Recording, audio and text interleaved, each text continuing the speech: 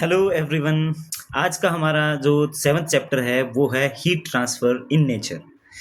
सच बताऊं तो ये जो चैप्टर है अब तक के जितने भी हमने चैप्टर्स पढ़े उनमें सबसे ज़्यादा इंटरेस्टिंग है। ये ऐसा मैं क्यों कह रहा हूँ, आप लास्ट तक देखिए, आपको खुद से पता चल जाएगा। वैसे जो भी चीज़ हम पढ़ाई करते हैं जनरली साइंस में, उनकी जितनी ज़्यादा एप्लीकेशंस हमें डेली लाइफ में देखने को मिलती हैं, वो चीज़ें या वो चैप्टर्स हमें बहुत ही ज़्यादा इंटरेस्टिंग लगते हैं। और सेम इसी चीज़ इस चैप्टर के साथ भी है। ठीक है, हर बार की तरह, हर चैप्टर की तरह यहाँ पे भी दो कैरेक्टर लिए गए हैं, पेमा एंड पाल्डेन। गैंगटॉक सिक्किम से हैं। ठीक है, वहाँ की कोई ट्रेडिशनल डिश है थुक्पा। थुक्पा करके कोई सिक्किमिश डिश है, वो यहाँ पे उनके दादा दादी यहाँ बना रहे हैं। ठीक है, ये आप याद रख सकते हैं, बाकी इतना इम्पोर्टेंट नहीं है। अब सबसे मेन क्वेश्चन क्या है, देखो ये खाना बना रहे हैं, यहाँ से क्वेश्चन अराइज होता है कि खाना कैसे पक रहा है। तो अब इस लड़के ने सोचा, how does heat get transferred in these materials. भाई ऐसे मटेरियल्स में हीट कैसे ट्रांसफर होती है? आग तो नीचे लगी है और खाना उस कढ़ाई के अंदर पक रहा है, ऐसा कैसे पॉसिबल है? इसके पीछे भी साइंस है। तो सबसे पहली चीज जो हमें सीखनी है, देखनी है, वो है कंडक्शन ऑफ हीट। यहाँ पे एक एक्सपेरिमेंट किया गया है, ये आप एक्सपेरिमेंट देख सकते हैं। ठीक है, एक्सपेरिमेंट क्या है, एक हमने मेटल की स्ट्रिप ली है, उसमें हमने मोम से अलग अलग इक्वल स्पेसेस पे पिन को लटका दिया, चिपका दिया, और फिर एक कोने को मोमबत्ती जला के हीट कर दिया। अब धीरे धीरे धीरे धीरे हमें पता चलेगा, ऐसा तो पॉसिबल है नहीं कि भाई फोर्थ नंबर पिन पहले गिर जाए और फर्स्ट नंबर लास्ट में गिरे। डेफिनेटली हमें एक कॉमन सेंस की तरह अगर हम सोचें तो हमें पता चलेगा, पहले सबसे पहले ये गिरेगी, फिर दूसरे नंबर की, फिर तीसरे नंबर की, और सबसे लास्ट में फोर्थ नंबर की गिरेगी। ऐसा क्यों? ऐसा क्यों हुआ? ऐसा इसलिए हुआ क्योंकि जो हीट ट्रांसफर हो रही है, the process of heat transfer from the hotter part of an object to the colder part is called conduction. मतलब यहां पर कंडक्शन हो रहा है। कंडक्शन कैसे हो रहा है कि जो एरिया या जो पिन पॉइंट मोमबत्ती के जस्ट ऊपर था, वो पहले हीट हुआ, फिर धीरे धीरे हीट इस तरफ, इस डायरेक्शन में चलती गई चलती गई चलती गई। जो पहली पिन थी वो गिरी, फिर दूसरी, फिर तीसरी, फिर चौथी। तो इससे हमें पता चला कि हीट ऐसे ट्रांसफर हो रही है। और कौन सा प्रोसेस है ये? कंडक्शन। ये प्रोसेस में होता क्या है भाई, the particle that gets heated passes the heat on to its neighbour and so on. However the particle themselves do not move from their position. ठीक है, इस चीज को मैं बहुत अच्छे से, जब दूसरा हम कन्वेक्शन पढ़ेंगे उसमें समझाऊंगा। मेन बात यह है कि भाई जो सॉलिड्स हैं वहां पर आपको क्या कंडक्शन प्रोसेस देखने को मिलेगा, जिसकी वजह से हीट ट्रांसफर होती है। अच्छा, मेटल्स के ही हम बर्तन अटेंशिल्स क्यों यूज करते हैं? क्योंकि वो गुड कंडक्टर ऑफ हीट होते हैं।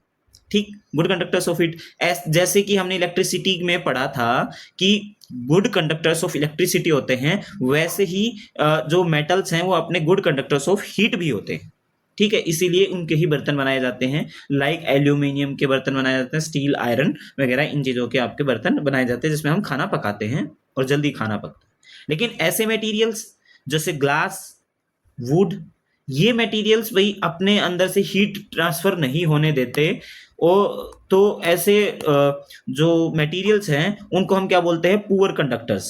और हम अगर डायरेक्ट लैंग्वेज में बोलें तो इंसुलेटर्स बोलेंगे। इलेक्ट्रिसिटी में भी हमने इंसुलेटर्स के जिक्र किया था, जो अपने अंदर से इलेक्ट्रिसिटी पास ना होने दे, वो बैड कंडक्टर ऑफ इलेक्ट्रिसिटी होता है, और या फिर इंसुलेटर होता है। ठीक है, ऐसे इंसुलेटर भी हम उनको बोल सकते हैं। फिर हम एयर की बात करते हैं भाई। अभी तो हमने मटेरियल्स की बात करी भाई, वुड की बात करी, ग्लास की बात करी, मेटल्स की बात करी। लेकिन अब एयर, एयर क्या है? वो तो एक गैसियस फॉर्म में होती है। तो वो गुड कंडक्टर है या बैड कंडक्टर ऑफ हीट? तो हम एक एग्जांपल लेंगे यहाँ पे जो कि डेली लाइफ से रिलेटेड है, उससे पता चलेगा कि air is a poor conductor of heat. कैसे? जब हम सर्दियों में सोते हैं तो कंबल वगैरह की जरूरत पड़ती है, कंबल या रजाई। ऐसा क्यों? देखो, डेफिनेटली हमारी बॉडी से हमेशा हमारी बॉडी गर्म होती है। 30, हमारी बॉडी का टेम्परेचर क्या होता है? हमने पहले भी पढ़ा, 37 डिग्री सेंटीग्रेड या सेल्सियस आप बोल सकते हैं। और जब सर्दियां होती है तो जनरली बाहर का टेम्परेचर कितना होता है? 10 डिग्री से लेके 15 डिग्री सेल्सियस तक होता है। ठीक, तो ऑब्वियसली हीट ट्रांसफर कहाँ होगी? ज्यादा से कम की तरफ, हमारी बॉडी से बाहर की तरफ होगी। अगर ऐसा पॉसिबल होने लगा तो हमारी बॉडी ठंडी पड़ जाएगी और हमें ठंड लगेगी। तो उससे बचने के लिए हम क्या करते हैं? हम कंबल या फिर रजाई ओढ़ते हैं। हमारे बॉडी और रजाई के बीच में एयर फंस जाती है, वो बाहर निकल नहीं पाती, वो ट्रैप हो जाती है। ट्रैप होने की वजह से मतलब air is a bad conductor या पुअर कंडक्टर ऑफ हीट। तो जो ये हमारी बॉडी है फॉर एग्जांपल, और हमने ये रजाई ओढ़ ली, जो ये बीच का स्पेस है ये किसने ले लिया? एयर ने। अब यहाँ से हीट बाहर नहीं जा पा रही, क्यों? हीट ट्रांसफर पॉसिबल नहीं हो पा रहा क्योंकि बैड कंडक्टर है। और बाहर से जो कोल्ड वेव है, मतलब जो टेम्परेचर डिफरेंस है, वो क्रिएट नहीं हो पा रहा, इस वजह से हीट हमारी बॉडी से बाहर की तरफ नहीं जा पा रही, जस्ट बिकॉज क्योंकि air is a poor conductor of heat. ऐसे ही अगर हम एक थिक ब्लैंकेट ले लें, थिक मतलब एक मोटा कंबल ले लें, उसमें फिर भी हमें थोड़ी बहुत ठंड लगेगी इन कंपैरिजन टू दो कंबल ले लें पतले पतले। दो पतले कंबल जिनकी मोटाई अगर मिला भी दें तो उस थिक कंबल से अगर कंपेयर करेंगे तो कम ही हो, तो भी उन दो कंबल में, पतले कंबलों में हमें जो सर्दी है वो कम लगेगी, लेकिन मोटे कंबल में सर्दी कंपैरेटिवली ज्यादा लगेगी। उसके पीछे कारण भी यही है, ये एक कंबल है, ये दूसरा कंबल है, बीच में एयर फंस गई उन दो कंबलों के बीच में, जो कि एक पुअर कंडक्टर है और पुअर कंडक्टर ऑफ हीट है, तो हीट अगेन यहाँ पे ट्रांसफर नहीं हो पाएगी। इसीलिए हमें जो हमारी बॉडी की हीट है वो मतलब टेम्परेचर डिफरेंस के कारण एटमॉस्फेयर में नहीं लॉस हो पाएगी, हीट लॉस नहीं हो पाएगा, तो हमारी बॉडी गर्म रहेगी। तो ये एक डेली लाइफ का एग्जांपल था जो कि मैंने बहुत अच्छे तरीके से आपको समझाया, और एग्जाम्स में इससे रिलेटेड क्वेश्चन आपके बनते हैं। ठीक, अब एक यहाँ पे बताया गया है कि भाई जो उत्तराखंड रीजन है जहाँ पे बहुत सर्दियों में स्नोफॉल होता है, हैवी स्नोफॉल होता है, एक्सट्रीमली कोल्ड क्लाइमेट होता है, वहां पर जैसे जो घर हैं या तो होलो मतलब बीच में से खाली ऐसी ईंटों का प्रयोग किया जाता है जो खाली, जिसमें एयर ट्रैप हो जाती है, तो अगेन वही आपके घर के अंदर की जो हीट है वो बाहर लॉस नहीं हो पाती। या फिर दो दीवारें बनाते हैं, उनके बीच में मड या फिर आपका गोबर फंसा देते हैं, डाल देते हैं, जिससे ये पुअर कंडक्टर हो गया, तो जो अंदर की जो हीट है वो बाहर नहीं जा पाती, इससे एक्सट्रीमली कोल्ड वेदर में भी उनके घर गर्म रहते हैं। ठीक, फिर एक क्वेश्चन जो शुरू में हमने पिक्चर देखी उसमें खाना पक रहा था, तो स्मोक देखा, इस लड़की ने, पेमा ने स्मोक देखा, तो स्मोक ऊपर की तरफ ही क्यों जा रहा है? फिर अब हम पढ़ने वाले हैं, हमने कंडक्शन पढ़ लिया है, अब पढ़ेंगे हम कन्वेक्शन। एक एग्जाम्पल या एक एक्सपेरिमेंट से हम समझ रहे हैं। दोनों को, दो कप हैं उल्टे लटका दिए एक आप वुडन स्टिक से, अब एक के नीचे मोमबत्ती लगा दी, थोड़ी देर में पता चला कि जो जिसके नीचे मोमबत्ती लगाई थी वो ऊपर की तरफ चला गया कप। ऐसा क्यों हुआ? ऐसा इसलिए हुआ कि जो फ्लेम थी, जो ये फ्लेम थी, इसने क्या करा, अपने आसपास के जो पार्टिकल्स थे, एयर पार्टिकल्स, उनको हीट अप कर दिया। इन्होंने फर्दर आगे वाले पार्टिकल्स को हीट अप कर दिया, जो हीट ट्रांसफर पॉसिबल हुआ। तो उस वजह से क्या है, अंदर जो इसके अंदर का जो हीट है, वो सॉरी पार्टिकल्स हैं, वो गर्म हो गए, और गर्म होने से वो एक्सपैंड हो गए, मतलब जितना वो ओरिजिनली अपनी पोजीशन में थे उससे वो दूर दूर होने लगे, दूर दूर होने लगे, तो वो क्या हो गया, लाइट हो गया, वॉल्यूम ज्यादा हो गया, तो जो पार्टिकल से दूर दूर होने की वजह से जो एयर है वो लाइट हो गई, और लाइट हो गई तो लाइट चीज आपको पता है, जो हल्की चीज है तो ऊपर उड़ेगी ना, तो उसने हेल्प करा इस कप को ऊपर उठने के लिए। तो समझ में आया? इससे हमें क्या पता चला? इससे हमें ये चीज पता चला कि कोई भी हवा या उसके पार्टिकल्स जब गर्म होते हैं तो वो एक्सपेंड करते हैं, एक्सपेंड करते हैं तो वो हवा हल्की हो जाती है और वो ऊपर की तरफ उठती है। तो स्मोक भी ऐसे ही है, ऊपर की तरफ क्यों उठता है ये आपको पता चल गया। एक और एग्जांपल आपको देता हूं, जैसे कि हमने एक गुब्बारा फूला हुआ घर के अंदर छोड़ दिया, तो वो एक दिन दो दिन धीरे धीरे धीरे धीरे करके वो छोटा होता है, और क्या पता फूटता भी नहीं है, वो सारी हवा निकल जाती है। लेकिन उसी गुब्बारे को अगर आप बाहर धूप में रख देंगे, तेज धूप में, तो हम कई बार सोचते हैं कि गर्म सरफेस की वजह से वो गुब्बारा फूट गया, लेकिन वो उसके चांसेस बहुत कम है, जबकि ज्यादा चांसेस क्या हैं, सनलाइट की पड़ेगी, अंदर की जो एयर है वो हीटअप होगी, जो अंदर की एयर है वो एक्सपेंड होना चाहेगी, हर डायरेक्शन से बाहर की तरफ उस प्रेशर लगाएगी, बाहर की तरफ प्रेशर लगाएगी, तो एक जो गुब्बारा है उसको एक पर्टिकुलर वॉल्यूम होल्ड करने की ही कैपेसिटी है। जब वो क्रॉस हो जाएगी वो कैपेसिटी, तो वो गुब्बारा क्या है, फूट जाएगा, that balloon will be inflated. ठीक है, वो फूट जाएगा, और फूट जाएगा तो हमें लगता है कि भाई गर्म सरफेस था इसलिए फूट गया, नहीं, वो अंदर की जो एयर है वो वार्म अप हुई, पार्टिकल्स बाहर की तरफ भागने लगे, एक्सपैंड होने लगे, और वो गुब्बारा फूट गया। ठीक, सेम एक और एग्जांपल ले लेते हैं हम यहाँ पे, कि भाई जो अगरबत्ती है, अगरबत्ती हम जलाते हैं तो उसमें स्मोक धीरे धीरे करके ऊपर की तरफ जाता है।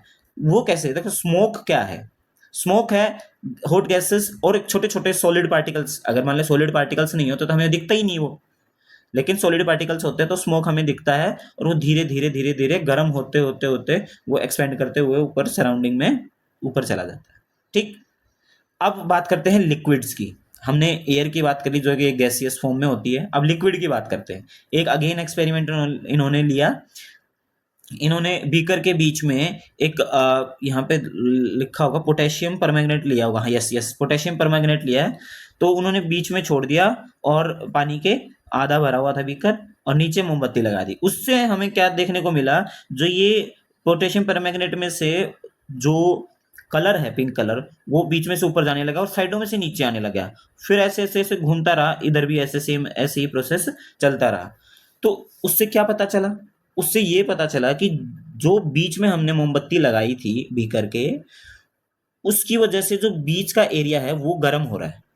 ठीक है, पानी के जो पार्टिकल्स हैं आपस में हीट ट्रांसफर कर रहे हैं, मूवमेंट हो रहा है।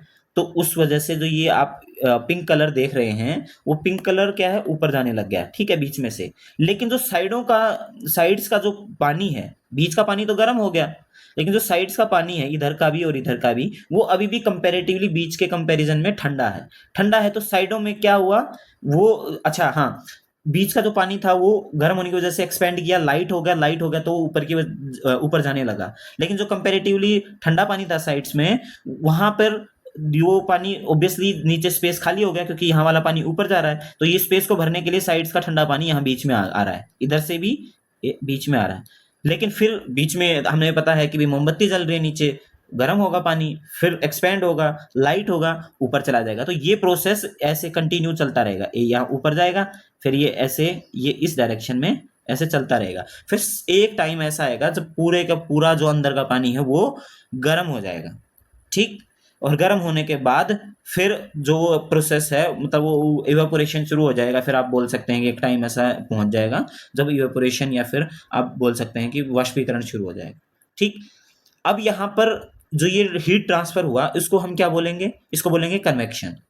अब दो चीजें हमने पढ़ी कंडक्शन, जो कि सॉलिड मटेरियल्स में होता है, जनरली जो आपके गुड कंडक्टर्स ऑफ हीट है वहां पे आपको देखने को मिलेगा।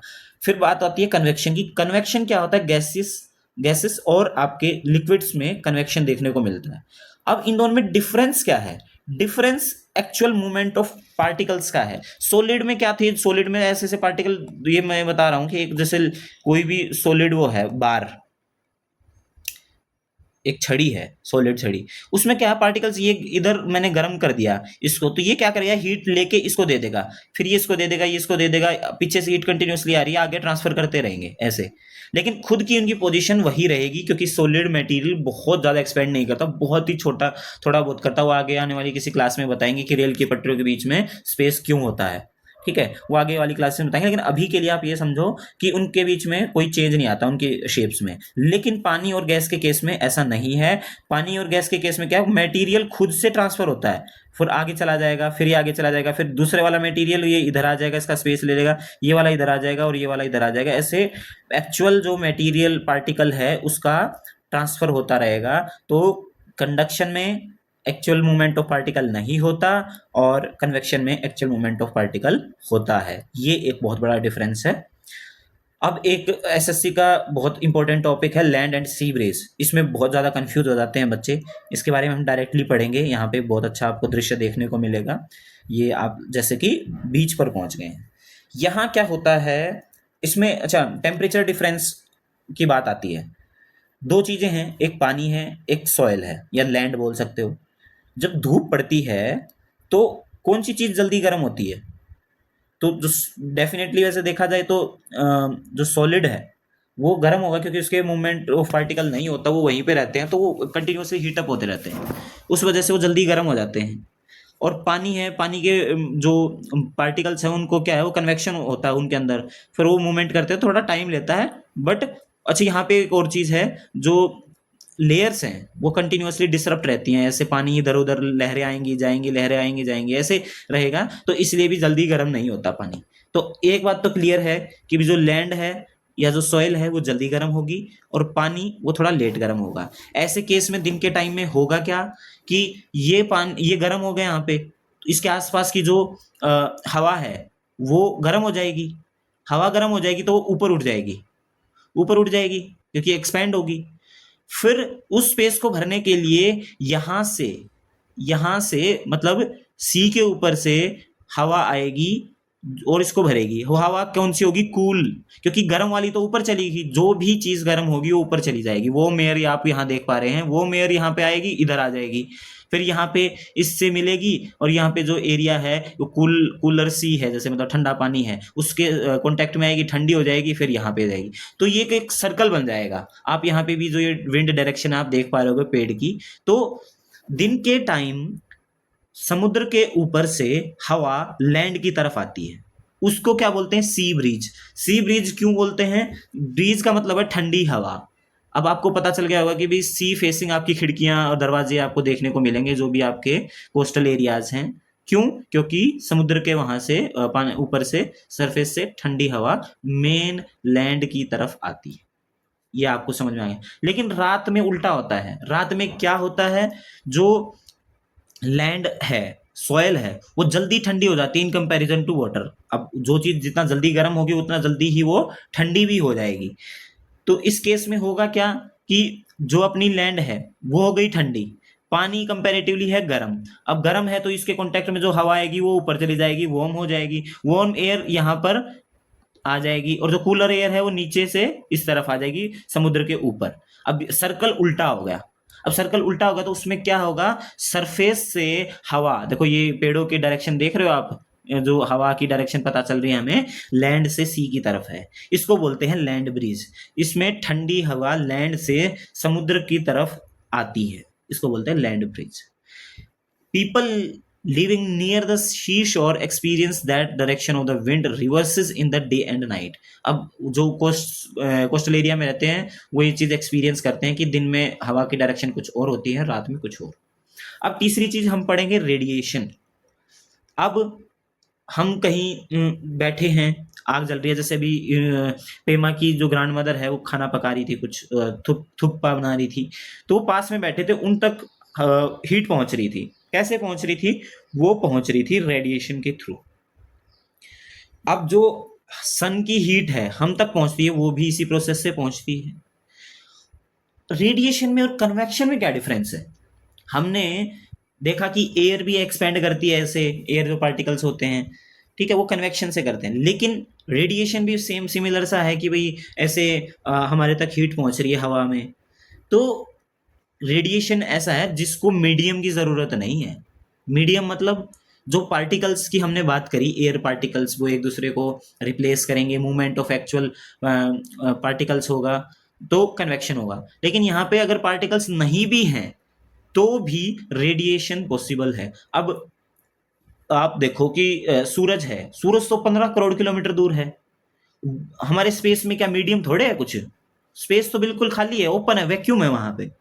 फिर भी हमारे तक गर्मी क्यों पहुंचती है, गर्माहट कैसे पहुंचती है? That is due to radiation, क्योंकि radiation does not require any medium. ठीक, अब आपको मुझे लगता है कि डिफरेंस समझ में आ गया होगा। अब यहां पर बात करते हैं, गर्मियों में हम लाइट कलर्ड क्लोथ्स पहनते हैं तो हमें अच्छा और कंफर्टेबल लगता है, और सर्दियों में उसी का उल्टा अगर हम देखें तो हमें कुछ डार्क, जैसे ब्लैक शर्ट पहन ली हमने, या फिर डार्क ब्लू पहन लिया, तो उनमें कंफर्टेबल और अच्छा लगता है। ऐसा इसलिए है क्योंकि जो लाइट कलर होते हैं वो जो हीट है उसको मतलब रिफ्लेक्ट कर देते हैं एक तरीके से, जो उनके ऊपर पड़ती है तो उसको रिफ्लेक्ट कर देते हैं, और जो डार्क सरफेसेस हैं वो एब्जॉर्ब कर लेते हैं। तो सेम चीज अगर मान लो आप गर्मियों में अगर काली शर्ट पहन के निकलोगे तो आपको ज्यादा धूप लगेगी रेदर देन व्हाइट शर्ट, और उसका उल्टा आपको सर्दियों में देखने को मिलेगा कि सर्दियों में आप अगर काली शर्ट पहन के निकलेंगे तो आपको अच्छा लगेगा कि हाँ भाई धूप पड़ रही है और वो जो आपकी शर्ट है वो एब्जॉर्ब कर रही है हीट को, और आपकी बॉडी को अच्छा लगेगा। ठीक, फिर एक और एग्जाम्पल है heating water in A pan. इसमें तीनों चीज पता चलती हैं। अब हीट हो रहा है, ये थोड़ा दूसरा कलर है, हाँ, हीट हो रहा है। ठीक, हीट होने से क्या है, जो ये सॉलिड मटेरियल है, सॉलिड मटेरियल किस वजह से गर्म हो रहा है? कंडक्शन। फिर इसके अंदर पानी है, इस सॉलिड मटेरियल से पानी गर्म कैसे हो रहा है? पानी गर्म हो रहा है कन्वेक्शन से, कन्वेक्शन। ठीक, ये है कंडक्शन और ये है कन्वेक्शन।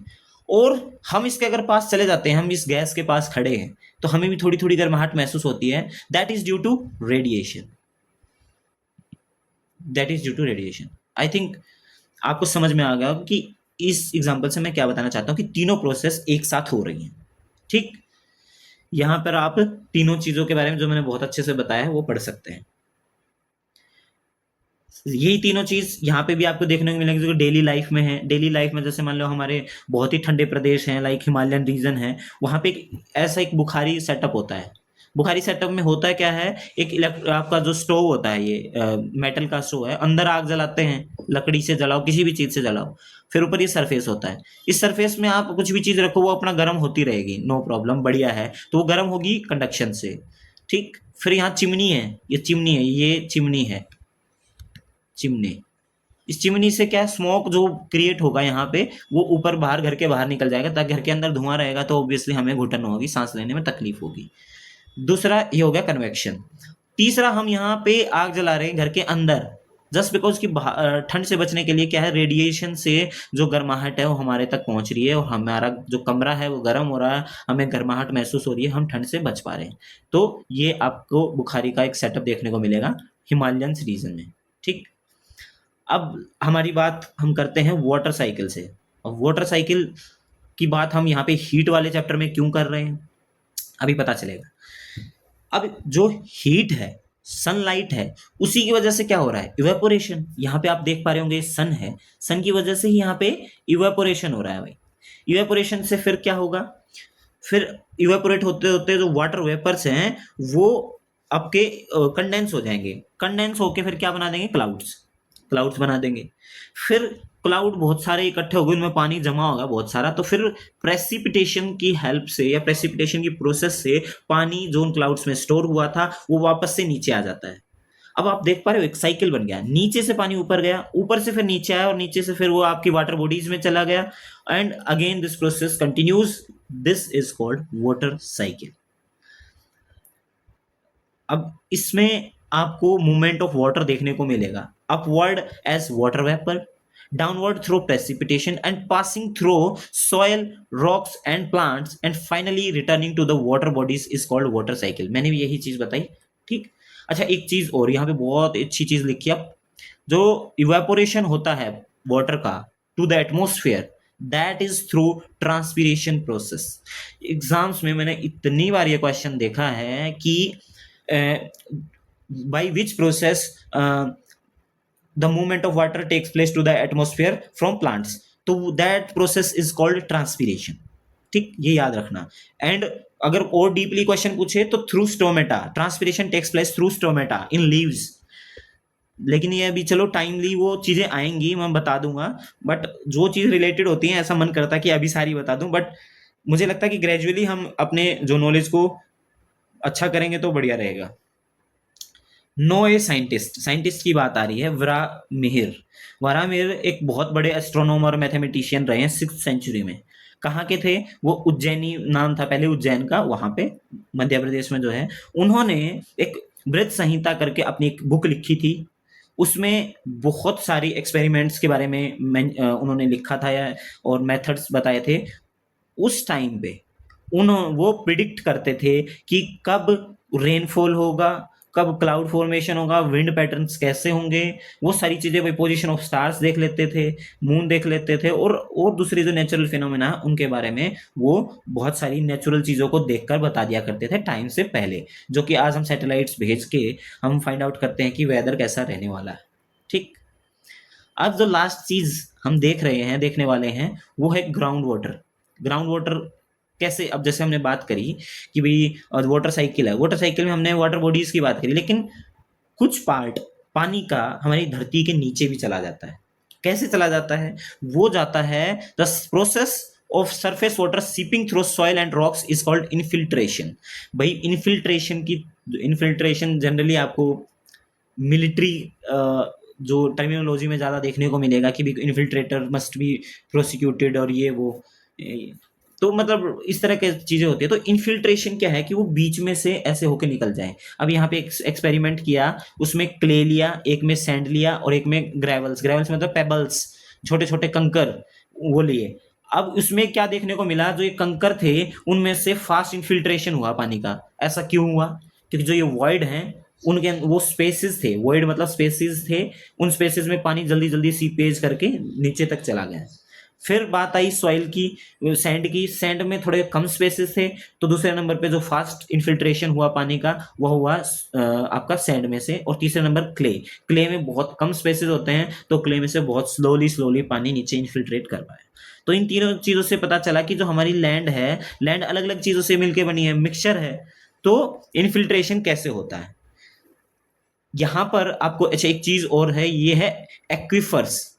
एक्विफर्स क्या होते हैं? The ground water layers of sediments and rocks that store water in pore spaces are called aquifers. हम कुआं खोदते हमें क्या मिलता है? पानी।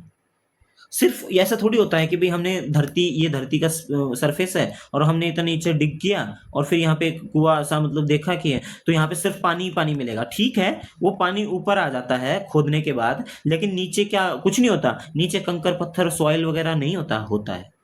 तो सेम चीज ये है, that is called aquifers. Aquifers ये हैं, देखो यहाँ पे आपको देखने को मिलेगा कि कंकर पत्थरों के बीच में क्या है? पानी। वो कैसे आता है? ये आता जैसे बारिश हो रही है, धीरे धीरे इन्फिल्ट्रेट हुआ, यहाँ पे इन्फिल्ट्रेशन आपको देखने को मिलेगा। इन्फिल्ट्रेट हुआ और नीचे पानी इकट्ठा हो गया, अलग अलग जगह से इन्फिल्ट्रेशन हुआ। और भी बहुत तरीके होते हैं जब इन्फिल्ट्रेट होता है पानी नीचे धरती में और ग्राउंड वाटर मतलब इकट्ठा हो जाता है। ठीक, फिर हम कुआं या हैंड पंप लगा के नीचे से पानी लेते रहते हैं, फिर से प्रेसिपिटेशन वाटर साइकिल चलता रहता है और वो पूरा होता रहता है। ठीक, लेकिन आजकल आपको पता ही है कि बहुत ज़्यादा ज़रूरत पड़ने लग गई है, क्योंकि पॉपुलेशन बहुत ज़्यादा हो गई है और एक्सप्लॉइटेशन भी वाटर बॉडीज़ का बहुत ज़्यादा हो रहा है, ग्राउंड वाटर का भी एक्सप्लॉइटेशन बहुत ज़्यादा हो रहा है। दूसरा, सीपेज कैसे पॉसिबल है? ग्राउंड होगा आपका, जो मिट्टी होगी, क्ले होगी, या आपके जो ग्रेवल्स की बात करी हमने वो होंगे, तभी तो इन्फिल्ट्रेट कर पाएगा नीचे। लेकिन आजकल हम सारी की सारी चीज़ें हम अपनी सुविधाओं के लिए पक्की करने लगे, सीमेंटेड करने लगे। तो क्या सीमेंटेड उस जगह में से या टाइल्स लगाने में से क्या वो पानी नीचे धरती में जा पाएगा? नहीं जा पाएगा। इसीलिए ग्राउंड वाटर भी रिचार्ज नहीं हो पा रहा है और हम कंटिन्यूअसली उसको एक्सप्लॉइट कर रहे हैं। तो एक टाइम ऐसा आएगा जब ग्राउंड वाटर बचेगा ही नहीं। आजकल मुझे लगता है कि वैसा टाइम बहुत जगह आपको देखने को मिलेगा, बट हमें ऐसा नहीं करना चाहिए। हमें भाई पानी हमारी मूलभूत आवश्यकता है, तो उसका हमें ध्यान रखना चाहिए। अब एक एग्जाम्पल है, लोगों ने खुद से एक तरीका निकाला है लद्दाख रीजन में पानी को स्टोर करने का। लद्दाख बहुत ज़्यादा ठंडा क्षेत्र है, आपको पता है। अब होता क्या है कि जब सर्दियां होती हैं, बहुत एक्सट्रीम कोल्ड वेदर होता है, तो ऊपर जो बर्फ है वो जम जाती है बहुत ज़्यादा। तो जो स्ट्रीम्स होती हैं, वाटर स्ट्रीम्स होती हैं, वो उन बर्फ के कहीं नीचे पहाड़ों की किसी जगह में से वो स्ट्रीम्स बहती रहती हैं। ठीक, वो बहती रहती है। तो लोगों ने क्या तरीका निकाला, हाँ, उन स्ट्रीम्स के वहाँ उन्होंने पाइप लगा दिए। ठीक है, ये क्या है? पाइप लगा दिए। अब वो पाइप में से स्ट्रीम का जो पानी है इधर आएगा और किसी मोटर से वो क्या करते हैं, उस पानी को ऊपर स्प्रिंकल करते हैं। स्प्रिंकल वही मतलब वेपर्स की फॉर्म में उसको फैला देते हैं। और आपको पता है बाहर बहुत ज़्यादा ठंड है, तो पानी क्या होगा? उस ठंड के कांटेक्ट में वेपर्स उन ठंड के कांटेक्ट में आते ही वहीं के वहीं प्रेसिपिटेट हो जाएंगे, जम जाएंगे। और जम जाएंगे तो धीरे धीरे वो वाटर वेपर्स ऐसे जम के एक कोनिकल स्ट्रक्चर आपका बन जाएगा, जिसको ये क्या बोल रहे हैं? आइस स्तूपा। फिर गर्मियाँ आएंगी, गर्मियों में क्या होगा? धीरे धीरे धीरे धीरे ये सनलाइट की वजह से पिघलना शुरू हो जाएगा और लोग इसको मतलब स्टोर कर लेंगे और अपने तरीके के हिसाब से, अपनी ज़रूरत के हिसाब से उसको पानी को यूज़ कर लेंगे। देख रहे हो कितना अच्छा दिमाग लगाया है वहाँ के लोगों ने। बट वो दिमाग वहीं लगता है जहाँ पे लोगों को ज़रूरत होती है। अगर जैसे हमें ज़रूरत नहीं है तो हम इतना दिमाग नहीं लगाते, क्योंकि हमें इतना ईजिली पानी मिल रहा है। लेकिन जिस दिन हमें नहीं मिलेगा, हम भी ऐसे ही दिमाग लगाना शुरू कर देंगे। बट मैं तो यही कहूँगा कि वैसा वर्स्ट टाइम आने से पहले ही हम इस चीज़ के बारे में सोचें and conserve water in every possible way. ठीक है, तो ये चैप्टर हमारा यहीं ख़त्म होता है। आई थिंक मज़े मज़े में और डेली लाइफ की ये चीज़ें डिस्कस करने में हमें बहुत सारी चीज़ें सीख ली, बहुत सारी प्रोसेस के बारे में जान लिया। अगर इससे रिलेटेड बहुत सारे क्वेश्चन आते हैं डायरेक्टली और इनडायरेक्टली, ये यू नेवर नो कौन सा कैसा क्वेश्चन आ जाए, बट आप डेफिनेटली आंसर कर पाओगे, ये मेरी आपको गारंटी है। ठीक है, thank you very much for watching this session, watching this chapter. हम नेक्स्ट चैप्टर में फिर से मिलेंगे। बाय बाय, टेक केयर, जय हिंद।